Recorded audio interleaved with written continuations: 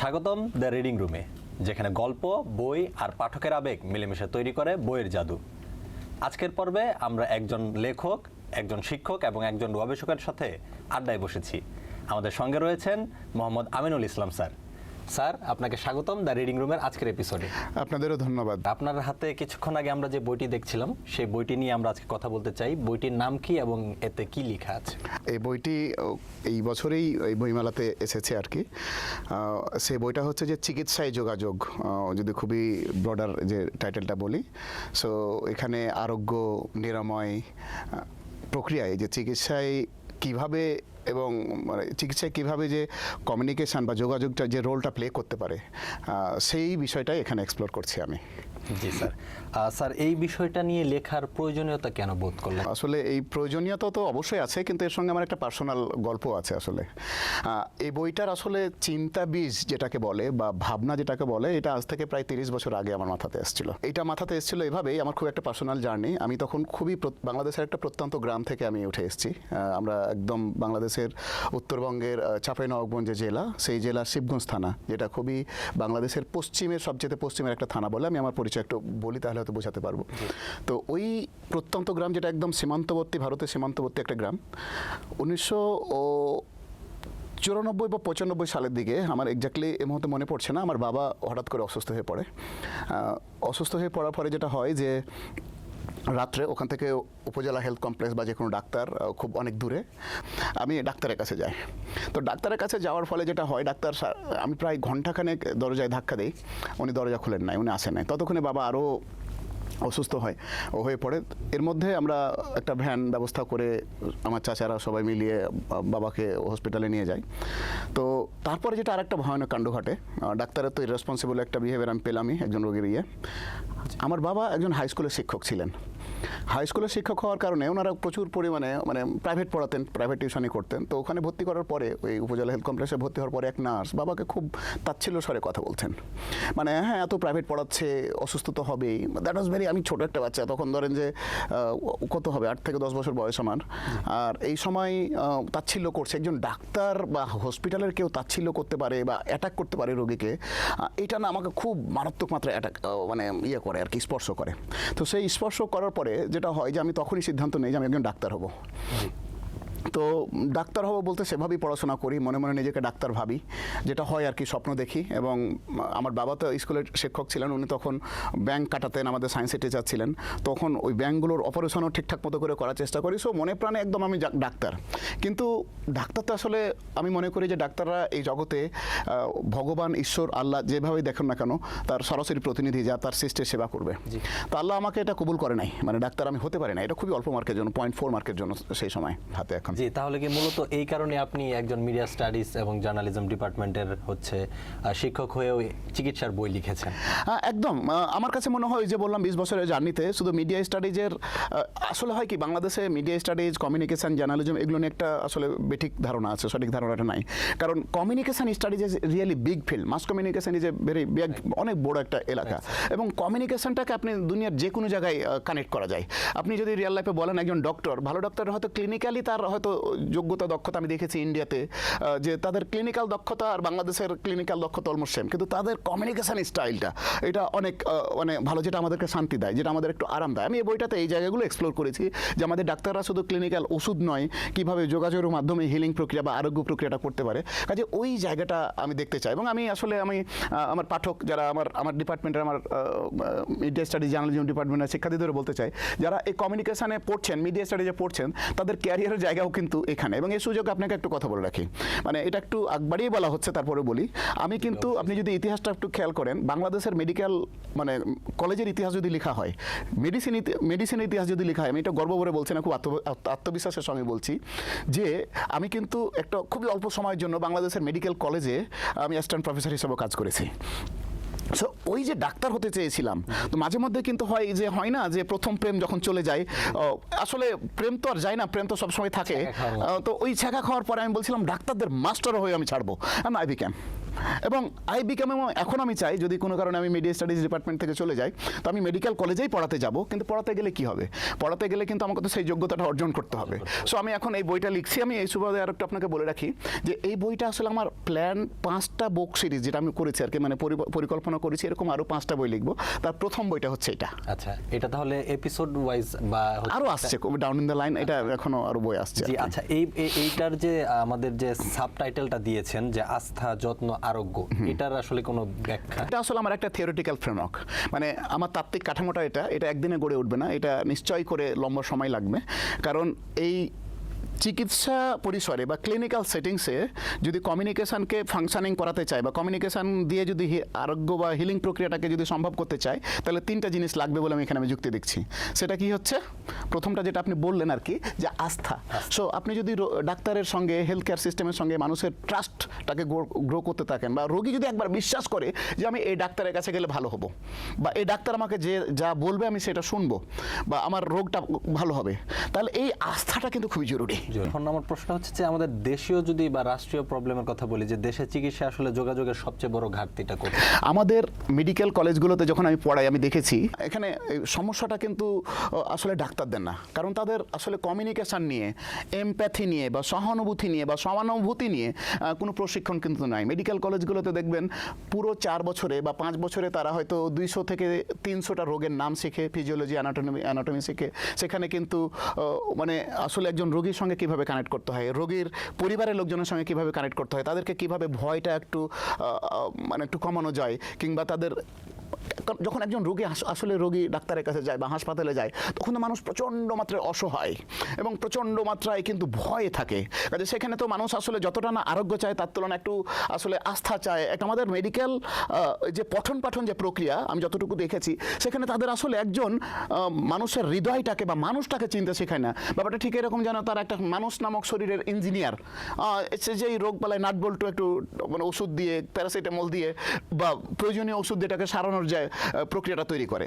এটা খুবই বাড়াবাড়ি টাইপের কথা মনে হবে, কিন্তু এটা আমার উপলব্ধি, কারণ আমি ডাক্তারদের সঙ্গে খুব ক্লোজলি কাজ করেছি এবং এই বইটা নিয়েও কাজ করতে গিয়ে আমার সেই জায়গাটা আসছে। এবং আমি যখন আজিজ সুপার মার্কেটে মানে যখন ওই পোস্ট গ্র্যাজুয়েট ডাক্তারদের সঙ্গে কথা বলেছি, তাদের লাইফের যে হয়ে ওঠার প্রক্রিয়াটা দেখার পর আমার বোঝাপড়াটা হলো যে আমাদের পঠন পাঠনে যেহেতু যোগাযোগ বিষয়টা নাই, সমাজতত্ত্ব নাই, মেডিকেল অ্যানথ্রোপোলজি বা মেডিকেল সোসিওলজি বিষয় নাই, এবং ক্লিনিক্যাল কমিউনিকেশনটা নাই, যেটা আপনি যদি দেখেন ভারতে আসলে আমরা হাজার প্রত্যেক বছর প্রায় 2 লক্ষ মানুষ ভারতে ট্রিটমেন্টের জন্য যাচ্ছে। কেন যাচ্ছে? ওইখানে আমাদের থেকে এমন বেশি কি পাই? যেটা বেশি পাই সেটা হলো যে কেয়ার, যেটা পাই সেটা হলো মানে যত্ন, যেটা পাই সেটা আস্থা, আর যেটা পাই সেটা হলো যে একটু ভালোবাসা, একটু আশ্বস্ততা। তো এইটা পাওয়ার, এটা আমাদের নাই, কিন্তু ভারতে এটা পায়, কারণ হচ্ছে ডাক্তারদের ওইভাবে তৈরি করা হয়। আমাদের ওই তৈরি প্রক্রিয়াটা তো নাই। কাজে বাংলাদেশের যদি বলেন যে কমিউনিকেশনের যে প্রবলেমটা ক্লিনিক্যাল প্রসেসে, এই আমাদের ক্লিনিক্যাল টিচিং প্রক্রিয়ায় বা ডাক্তার তৈরি প্রক্রিয়াতে এই ঘাটতিটা আছে। যেমনটা বলছিলেন যে আপনি রোগীদের সাথে আসলে কন্টাক্টের যে বিষয়টা, তো সেই জায়গায় আসলে ডাক্তার এবং রোগীদের ভুল বোঝাবুঝিটা কোন জায়গায়? যেমন একজন রোগী যখন ডাক্তারের কাছে যায়, ওই রোগীটা মানে যে রোগী যায় ডাক্তারের কাছে, তার কিন্তু ওই রোগটার নিজস্ব একটা মানে আছে, একটা সাংস্কৃতিক বাস্তবতা আছে। সেই সাংস্কৃতিক বাস্তবতাটা কি, ওই রোগীটা একটা সামাজিক প্রেক্ষাপট থেকে আসে, ধরেন গ্রাম থেকে আসে, কিংবা তার একটা ধর্ম আছে, মানে তার হয়তো বৌদ্ধ, মুসলিম, হিন্দু, খ্রিস্টান, what ever maybe it is. তো এই রোগটা কেবল বায়োলজিক্যাল প্রসেস না, এই রোগটা কিন্তু সামাজিক প্রক্রিয়ার মধ্য দিয়েও হয়ে ওঠে। যে বাংলাদেশের মতো দেশগুলোতে এরকম যে রোগীও আসলে তার প্রবলেমের কথাটাও ঠিকমতো বলতে পারে না, কারণ এখানে হেলথ লিটারেসির ঘাটতিটা আছে। তো আমার যে সিরিজের কথা বলছি হেলথ লিটারেসি নিয়ে, হয়তো নেক্সট জায়গাগুলো থেকে, কারণ আমাদের ঢাকায় হয়তো বা অনেকে এই বিষয়গুলোতে কনসার্ন, কিন্তু দেশের বাকি মফস্বল এরিয়াগুলোতে কিন্তু আমরা এইভাবে সবাইকে হেলথ নিয়ে জানতে বা বুঝতে আমরা দেখি না। তাদেরকে এমনও হয় যে ফার্মেসিতে জাস্ট 2-1টা ওষুধ যেটা সাজেশন করে দেয়, বা ওনারা ওই যে কম্পাউন্ডার আমাদের যাদেরকে আমরা বলে থাকি, তাদের সাজেশনে তারা ওষুধ খেয়ে নেয়, কারণ তাদের কাছে ওই লিটারেচারটা নাই। তো এই জায়গায় আরো একটা কথা বলছিলেন যে আপনি বইটা লিখতে গিয়ে হচ্ছে বেশ কয়েকজন ডাক্তারের সাথে কথা হয়েছিল কিনা আপনার, সেই বিষয়টা যদি একটু বলতেন। হ্যাঁ, এখানে বেশ কয়েকজন সত্যি বেশ কয়েকজন, কারণ ওই যে আমি বললাম আজিজ সুপার মার্কেট যখন থাকতাম, তখন আসলে আমি ডাক্তারদেরও প্রেক্ষাপটটা বোঝার চেষ্টা করেছি। এবং আমি যে রুমে থাকতাম, আমার এক বন্ধু, এই বই আমি তার কথা অনেক বলেছি আর কি, আসলে শুরুতেও বলেছি, এবং বিভিন্ন প্রেক্ষাপটে তার প্রসঙ্গগুলো আসছে। আসলে তার সঙ্গে আমার অনেক ভাবনা চিন্তা হয়েছে। কাজে ক্লিনিক্যাল যে প্রেক্ষাপটটা, আর আমি তো তো সোশ্যাল এবং কালচারাল প্রেক্ষাপট নিয়ে কথা বলেছি। সো দুইটা প্রেক্ষাপটের জন্য ডাক্তারদের সঙ্গে কথা হয়েছে। এছাড়া অনেক প্রফেসর লেভেলের মানুষের সঙ্গে কথা হয়েছে যে ক্লিনিক্যাল প্রক্রিয়াটা বা ক্লিনিক্যাল সেটিংয়ে তারা আসলে বিষয়টা যোগাযোগটাকে কীভাবে ভাবে। সো সেই প্রেক্ষাপটটাও আমি আসলে ডাক্তারদের সঙ্গে কথা বলেছি। রিসেন্টলি বাংলাদেশের একদম উত্তরবঙ্গের একদম উত্তরে দিনাজপুরের একটা প্রত্যন্ত একটা গ্রামে প্রায় 15 দিন থাকার একটা সুযোগ হয়েছিল আমার। দুঃখিত, 15 দিন না, 5 দিন থাকার আমার একটা সুযোগ হয়েছিল টানা। তো সেইখানে তাদের প্রেক্ষাপটগুলো আমি বুঝেছিলাম এবং সেখানে তাদের কথাটা আমার একটা চ্যাপ্টার এখানে আছে। সো প্রত্যেকটা এখানে একটা মজার জিনিস আমি বলি যে প্রত্যেকটা এই বইটা কিন্তু একদম মনে হচ্ছে যে চিকিৎসায় যোগাযোগ, মানে একদমই কিন্তু ক্লিনিক্যাল খটমটে প্রক্রিয়া লেখা না। আমি প্রত্যেকটা চ্যাপ্টারে একটা করে গল্প আমি বলেছি, গল্প দিয়ে বিষয়গুলোকে আমি কানেক্ট করেছি এবং সেইখানে চ্যাপ্টারগুলোতে আমি কানেক্ট করে আমি বলার চেষ্টা করেছি। কাজে এই বইটা পড়ার জন্য যে কেবলই যে ডাক্তাররা পড়বে আমি এটা মনে করি না। জি, আসলে এই বইটা লিখতে গিয়ে আপনার এমন কোনো এক্সপিরিয়েন্স আছে কিনা যেটাতে আপনার মনে হয়েছে যে ঝামেলাতে পড়েছেন? যে কোনো লেখালেখির প্রক্রিয়াটা এটা খুবই একটা জার্নি। এই জার্নিটা খুবই painful journey, it's a very lonely journey, মানে প্রচণ্ড মাত্রায় যন্ত্রণাময় একটা মানে একটা যাত্রা আর কি বা ভ্রমণ। তো এবং এটা একাকিত্বের ভ্রমণ, এটা আপনার সমস্ত কেউ কিছু বুঝে না, মানে আপনার কলিগ, আপনার ওয়াইফ, আপনার সন্তান, আপনার স্টুডেন্ট, যে কোনো লেখালেখির প্রক্রিয়াটা তারা, কারণ হয় কি এই জার্নিটা যখন করতে হয়। আর সবচেয়ে যেটা ঝামেলা হয় কি যে আমরা তো শিক্ষক মানুষ, যেটা হয় যে একটা বই লিখতে গিয়ে আমরা তো কোনো ফান্ডেড প্রক্রিয়ায় কাজ করি না, বা আমি অন্তত করি না। তো যেটা হয় যে সমাজ, পরিবার, অর্থনৈতিকভাবে বইপত্র তো অনেক কিনতে হয়, অনেক পড়তে হয়, অনেক সময় দিতে হয়। তো এই ঝামেলাটাই সবচেয়ে বড় ঝামেলা বা প্রবলেম। তাছাড়া আমি মনে করি না, কারণ এই যখনই আমি বলছি এটা পেইনফুল জার্নি বা লোনলি জার্নি, সবচাইতে আবার মজার বা সবচাইতে, জি স্যার, মানে বিপরীতে যদি সবথেকে মজার কোনো এখানে একটা গল্প বলি আর কি, তাহলে হয়তো বুঝাতে পারবো যে আমার অভিজ্ঞতাটা কেমন। কাজে এই বইটা আসলে 2 মলাটের আসার আগে এর প্রথম কয়েকটা চ্যাপ্টার আমি আসলে টেস্ট কেস হিসাবে, যে পাবলিক এটা মানে যেটাকে আসলে সাংবাদিকতার ভাষায় বলে যে খায় কিনা, এটা একটু দেখি। তো আমি অপেড আকারে আমি খুবই মানে পত্রিকায় মতামত মানে পাতাই কিছু ভাবনাগুলো, আইডিয়াগুলো দেয় এবং এটা ওভারওয়েলমিং একটা খুবই দারুণ একটা আমি ফিডব্যাক পাই। মানুষ এটা নিয়ে, অনেক ডাক্তাররাও এখানে মতামত দেওয়া শুরু করে যে ভাবনাগুলো তো একটু নতুন, আমরা তো এভাবে চিন্তা করি নাই। তো মানে এইটা আমাকে কিন্তু খুব মজা দিয়েছে এবং এটা আমাকে আবার পুরো চ্যাপ্টারটা, এখানে প্রায় 18টার মতো চ্যাপ্টার আছে আর কি। সো প্রথম 4-5টা চ্যাপ্টার আমি আসলে তার ধরেন পত্রিকাতে তো আসলে 700-800 শব্দের বেশি লেখা যায় না, আমি 700-800 শব্দের মধ্যে লিখছিলাম, কিন্তু এই চ্যাপ্টারগুলো তো প্রায় 12,000-13,000 শব্দের। সো এটা দ্যাট ওয়াজ ওয়ান্ডারফুল এক্সপিরিয়েন্স। আর সবচেয়ে যেটা আমার দুর্দান্ত এক্সপিরিয়েন্স বলবো, যে বইটা যখন লিখি, আমার বড় মেয়ের বয়স এখন 5.5 বছর। ওই মেয়ে আমাকে প্রায় মানে যেটা হয় বঞ্চিত হয় তো লেখার সময়, ওকে মানে জ্বালাইতো বা কাছে এসে থাকতে চাইতো। তো প্রায় যখন তার মুখ ফুটছে, কথা বলছে, তখন হয়তো কোলে নিয়ে ওকে কিছুক্ষণ ঘোরার পরে আমি ওকে রেখে আবার হয়তো আমি পড়ার মানে আমার বাসায় হয়তো লিখতে বসেছি, ও ঘুরিয়ে গিয়ে আবার বলছে, তুই আবার গবেষণা করতে বসলি। এই যে শব্দটা আমাকে কিন্তু খুব মজা দেয় আর কি, যে তুই আবার গবেষণা করতে বসলি। তার মানে আমি যখন এই লেখাটা লিখি তখন সে মানে এক ধরনের ডিটাচমেন্ট ফিল করছিল। তো সবচাইতে আনন্দদায়ক ঘটনা ছিল যে আসলে আমি সত্যি মধ্যে একটা কিছু গবেষণা করছি, কিন্তু একসঙ্গে তাকে এবং তার মাকে আমি তো বঞ্চিতও করছি। সেটা একটা কষ্টদায়ক অভিজ্ঞতা ছিল, কিন্তু আনন্দদায়ক অভিজ্ঞতা ছিল আমার ওই মেয়ের সেই ইয়েটা আর কি।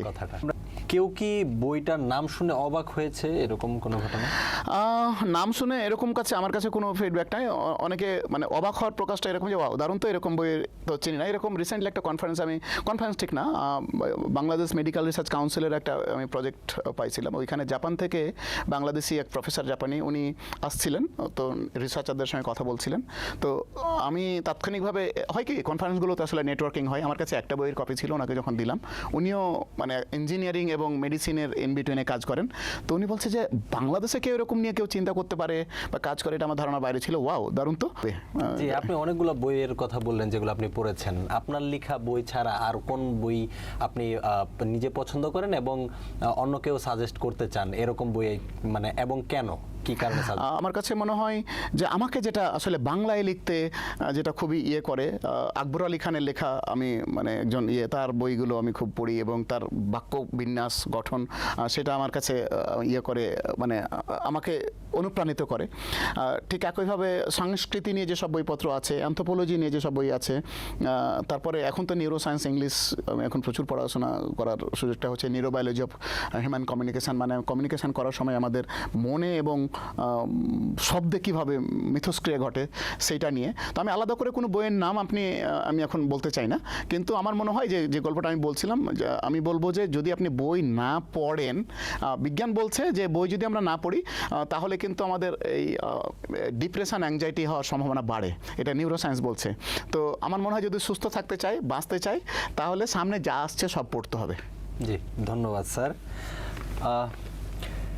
অনেক সময় আমরা একটি বইয়ের শুধু উপরের পার্টটুকুই পড়ে থাকি, ভিতরের পার্টটুকু বা ভিতরের গল্পটা আমাদের জানা হয় না, কিন্তু আজকের আড্ডায় আমরা সেই ভিতরের গল্পগুলোই জানার চেষ্টা করেছি।